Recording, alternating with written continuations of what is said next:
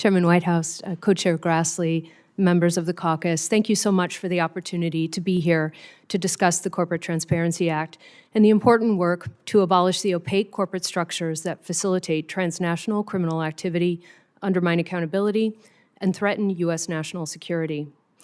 No financial tool has aided drug cartels, corrupt oligarchs, and enemies of America more than the anonymous shell company. It is the gold standard of secrecy, allowing dirty money to move effortlessly across state lines and over national borders without any risk that the underlying actors are identified. In 2021, Congress passed the Corporate Transparency Act, or CTA, outlawing American anonymous shell companies by requiring all U.S. companies to provide information about beneficial owners, the real persons behind the corporate form.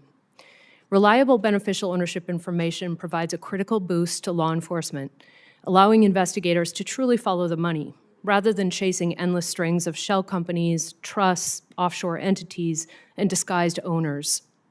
The CTA replaces the proverbial law enforcement dead end with a critical door to essential information. Drug trafficking operations have long exploited anonymous shell companies to launder money and aid in the transport of deadly narcotics into the U.S.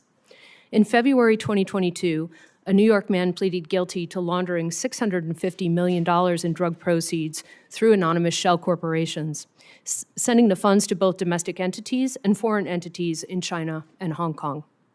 In 2018, Chinese national Fujing Zheng and his father, Guanhua Zheng, were indicted for operating a global synthetic drug trafficking organization that shipped fentanyl analogs and over 250 other drugs to 25 countries and 35 states within the U.S., often relying upon shell companies for distribution and money laundering.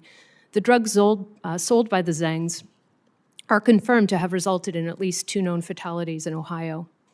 For every case uncovered, it is reasonable to assume that there are countless cases where the successful use of anonymous vehicles stymies law enforcement and the case is never closed. In other words, the examples that follow are likely just the tip of the financial iceberg for an illicit industry that is estimated to generate as much as $650 billion a year globally. In Idaho, a victim paid thousands of dollars to an online website called Pharmacy Website that purported to sell prescription drugs. In reality, the pills contained other substances, including fentanyl and its analogs. The DEA extradited a Dominican citizen for trafficking narcotics through the Pharmacy Website, but only after the Idaho victim died of an opioid overdose in 2017.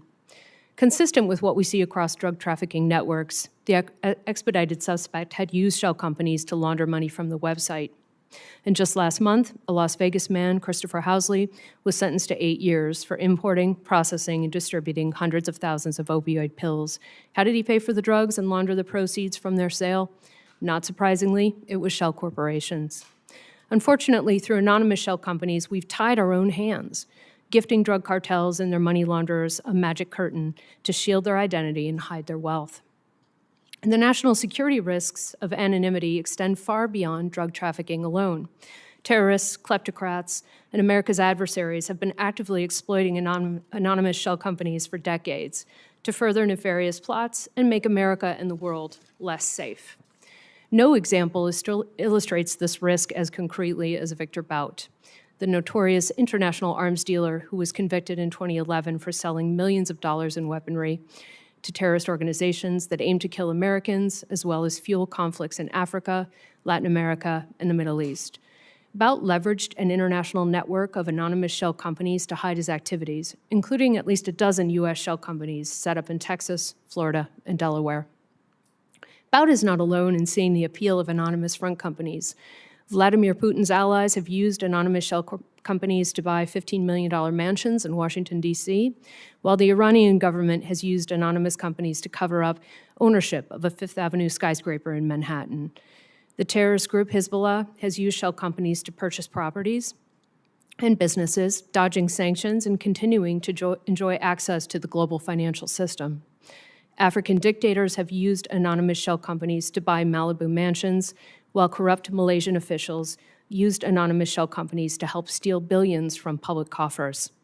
Unless the U.S. addresses the risk of anonymity in the financial system, we leave ourselves vulnerable to manipulation, corruption, and attacks by illicit actors and rogue powers. Collecting beneficial ownership information on the companies that operate in America is a straightforward and powerful tool to defend the homeland. There is no legitimate reason to delay the implementation of the Corporate Transparency Act. On behalf of the Foundation for Defense of Democracies, thank you for inviting me to testify.